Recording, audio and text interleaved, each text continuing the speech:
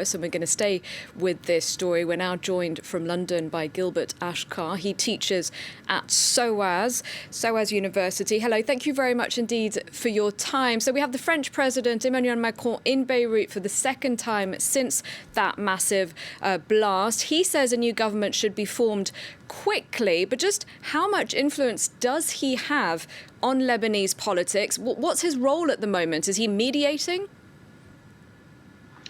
Yes, indeed, he is mediating, but that's the problem. The problem is that the Lebanese, or at least this vast number of Lebanese who have been in the streets since last October, demanding a radical change in the political landscape of this country, they were expecting that this terrible blast of the 4th of August would lead to a beginning of a renewal with, you had a number of MPs who started resigning. You had that beginning of a movement of resignation of MPs, and the former prime minister, in his resignation speech, called for new elections. And so there was this expectation with elections based on a new electoral law, as your correspondent very, very well explained.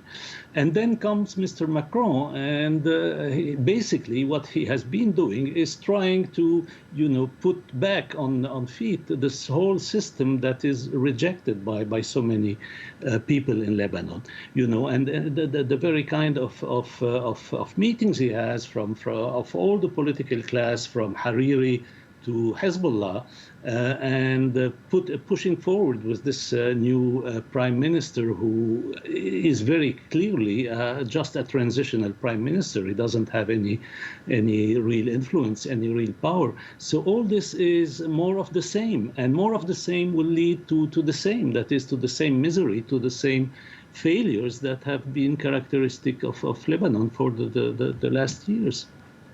You say Mustafa Adib, the Prime Minister appointed yesterday, doesn't really have any power. Could you tell us more? Who then holds the power?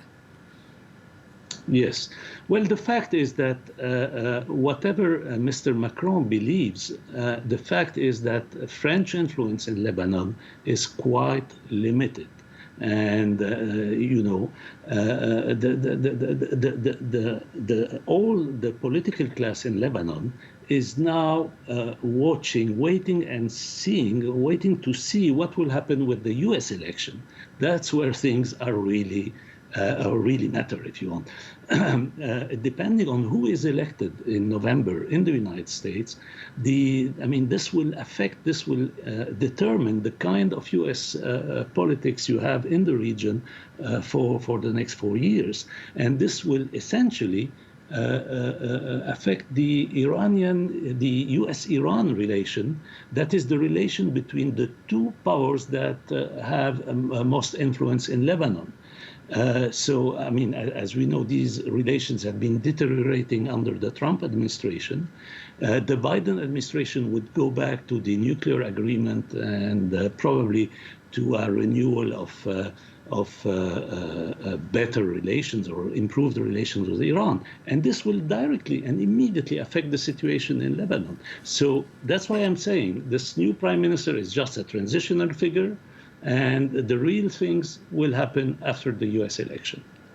I understand that there are geopolitical factors, and that Hezbollah, of course, is part of the political system, and they're under Iran's influence, if you like. So I understand all of that. But if we just look specifically at the way the Lebanese system works, if you like, with this sectarian system, there have been calls for it to be overhauled completely. Layla, our correspondent, was just saying there are calls for a complete change in the country. Do you agree that that's what's needed in order to help Lebanon get past this huge crisis that it's in economically and politically?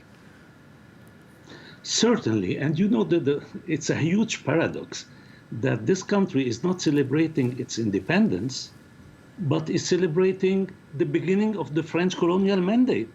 And the role the French colonial mandate had in creating Lebanon in its present borders, and creating this political sectarian system. I mean, the sectarian political system. The whole set of sectarian political institutions were put in place by the French colonial mandate. And what is it to celebrate? To be frank, I mean.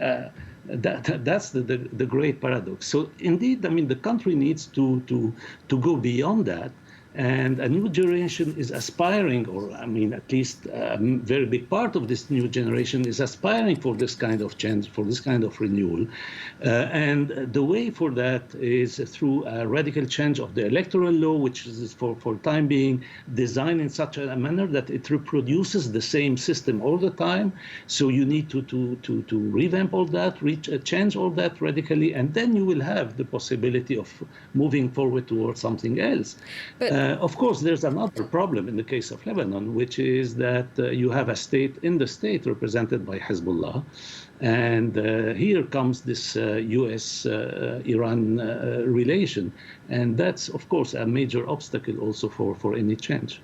But in the meantime, before we see any major change, who should leaders like Emmanuel Macron be speaking to then? Because Leila was talking about members of civil society and how at some point there might be a movement big enough, influential enough for them to have power. But in the meantime, is he not speaking to the only people he can speak to? Well, he is speaking. By speaking to the traditional political class, he is just reproducing the system. Now, you could say, well, how could a foreign president come and not talk to the officials of the country? But then my question is, why coming then? You know, why coming? I mean, what's the point? So the whole point of the visit has, until now, the two visits, has been to actually revamp this crumbling political system. And of course, that's not going to solve anything. That's just a recipe for further trouble in this country. All right. We very much appreciate your insight there, your analysis. Thank you very much indeed, Gilbert Achcar, joining us from SOAS in London.